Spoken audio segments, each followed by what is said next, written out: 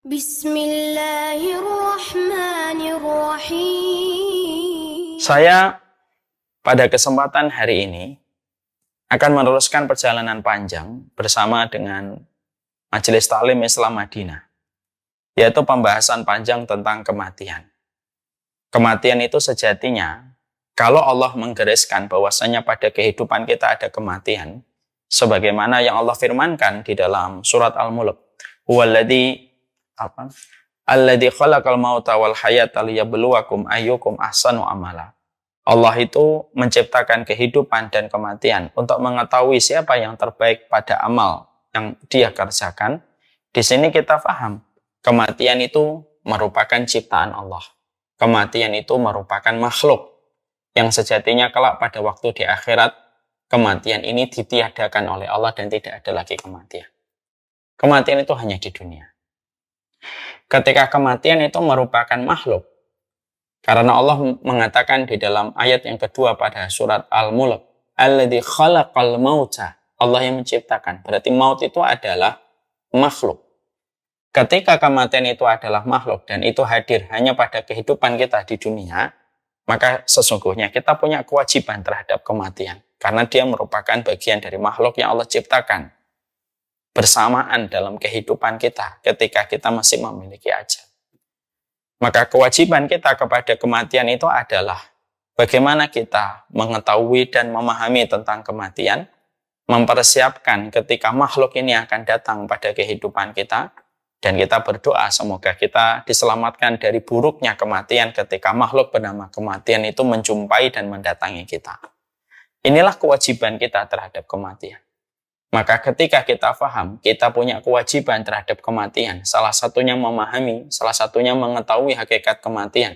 Supaya kita tidak sampai memiliki ilmu yang salah terhadap kematian. Karena kesalahan di dalam memahami kematian itu bisa menimbulkan berbagai macam hal yang berantakan. Ada orang yang salah memahami kematian, akhirnya dia menganggap kematian itu selesai. Apapun yang dilakukan kalau sudah datang kematian. Ada yang salah memahami kematian, bahwasanya kematian itu dia benci karena menghentikan laju kenikmatan ketika di dunia. Ada pula yang salah ketika mereka memahami kematian. Kematian itu bisa memutuskan seluruh derita di dunia sampai dia mati bunuh diri. Ini merupakan buah-buah pahit serta tragis orang yang tidak memahami dan mengerti serta mengetahui ilmu kematian. Nah, inilah yang menjadikan kita. Kenapa kita harus belajar tentang kitab At-Tadhkirah? Karena kematian itu harus diketahui dengan ilmu supaya menimbulkan kebaikan pada kehidupan kita. Karena kematian itu tali kendali kebaikan di dalam kehidupan manusia. Orang yang semakin mengingat mati, semakin hidup hatinya. Orang yang semakin lupa tentang mati, orang yang semakin lupa tentang mati, semakin mati hidupnya, semakin mati hatinya.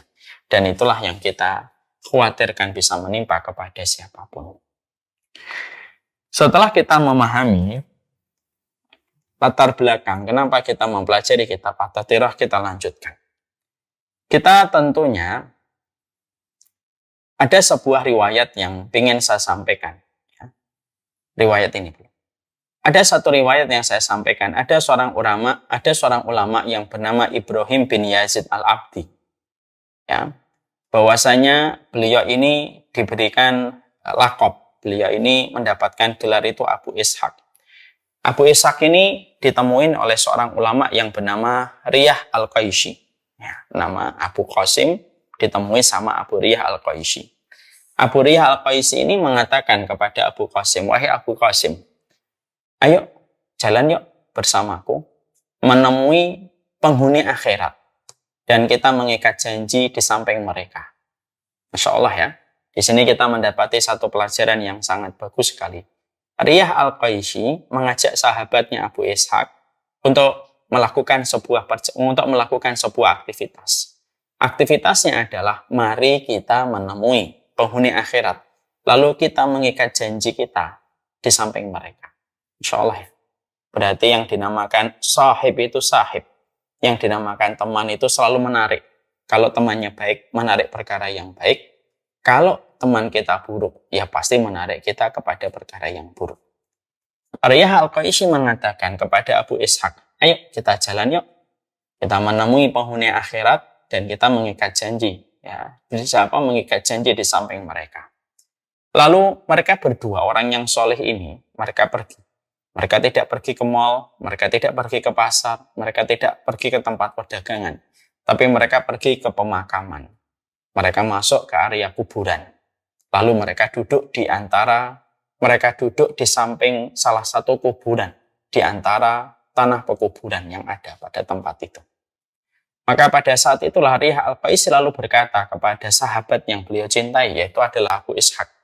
Abu Ishaq, kira-kira apa yang diucapkan oleh penghuni kubur ini? Apa kira-kira yang diucapkan oleh penghuni kubur ini? Lalu Abu Ishaq mengatakan kepada Ariyah Al-Qaisy, mungkin mereka pasti berharap supaya mereka dihidupkan kembali untuk melakukan ketaatan kepada Allah dan memperbaiki amal. Mereka ingin memperbaiki sholat, mereka ingin memperbaiki puasa, mereka ingin memperbaiki sedekah, mereka ingin memperbaiki ketaatan. Dan mereka ingin supaya hidup mereka jauh lebih taat daripada kondisi mereka sebelumnya. Maka akhirnya Ariyah Al-Qaisy itu berkata, sekarang kita berada pada satu waktu dan satu ruang, di mana ini menjadi impian orang yang ada di bawah kaki kita hari ini. Mereka berandai-andai. Dan harapan mereka untuk hidup kembali memperbaiki amal, memperbaiki ketaatan itu tidak akan pernah terrealisir. Karena mereka tidak akan pernah hidup kembali selama-lamanya. Tapi kita masih berada pada ruang dan waktu untuk bisa melakukan ketaatan dan memperbaiki amal dari impian dan harapan penghuni kubur yang ada di bawah kaki kita. Masya Allah. Maka akhirnya Ariyah Al-Qaisy berkata, ayo kita perbaiki ketaatan kita perbaiki ibadah kita, dan menjadi orang yang lebih taat kepada Allah Subhanahu wa Ta'ala. Masya Allah. Abu Ishaq kaget mendapatkan penjelasan dari Ariyah Al-Qaisy. Lalu akhirnya mereka berdua meninggalkan kuburan dengan hati yang sungguh bertambah. Ketakutan mereka kepada Allah dan keinginan mereka yang besar untuk melakukan ketaatan. Ariyah Al-Qaisy pada waktu itu, setelah itu beliau betul-betul memperbaiki ketaatannya, memperbanyak istighfarnya, memperbanyak taubatnya kepada Allah. Dan tidak lama setelah itu, tidak sampai 1 tahun, Ariyah Al-Qaisy meninggal dunia. Kita mendapati percakapan yang baru kita sampaikan di satu kitab, percakapan antara dua manusia utama ketika mereka adalah orang yang soleh lagi berilmu, antara Abu Ishaq dengan Ariyah Al-Qaisy, itu merupakan sebuah percakapan yang sudah berlalu ratusan tahun. Tapi percakapan ini masih relevan pada kehidupan kita. Ada satu perkataan dari ada satu percakapan dari Abu Ishaq ketika menjawab pertanyaan dari Ariyah Al-Qaisy. Kita ini masih berada pada ruang dan waktu yang dimimpikan oleh setiap orang yang hari ini mereka sudah terkubur di bawah kaki kita. Kalau kita lihat kaki kita hari ini mana Pak? Ada miliaran manusia yang mereka sudah terbujur kaku di bawah kaki kita. Dan mereka semuanya bermimpi. Mereka semuanya berharap. Mereka semuanya berandai-andai. Di mana apa yang mereka mimpikan kita dapatkan. Karena kita masih mendapatkan ruang dan waktu untuk beramal dan beribadah. Nah inilah yang menjadikan kita akhirnya bagaimana kita pada kesempatan hari ini akan melanjutkan tema yang menjadi pembahasan kita yang belum selesai pada pertemuan kita sebelumnya. Membahas tentang apa sih yang menjadi penyesalan-penyesalan yang terjadi kepada mayit ketika mereka nanti berjumpa dengan hari kiamat. Karena kita tahu salah satu nama hari kiamat itu disebut dengan Yaumul Hasrah. Jadi hari kiamat itu adalah disebut Yaumut Talaqi, Yaumul Hasrah, Al-Qiyamah, As-Sa'ah, dan berbagai macam nama yang dimiliki oleh hari kiamat. Dan salah satu di antara ragamnya nama hari kiamat itu disebut oleh Allah dengan kata Yaumul Hasrah atau Yaumun Nadamah.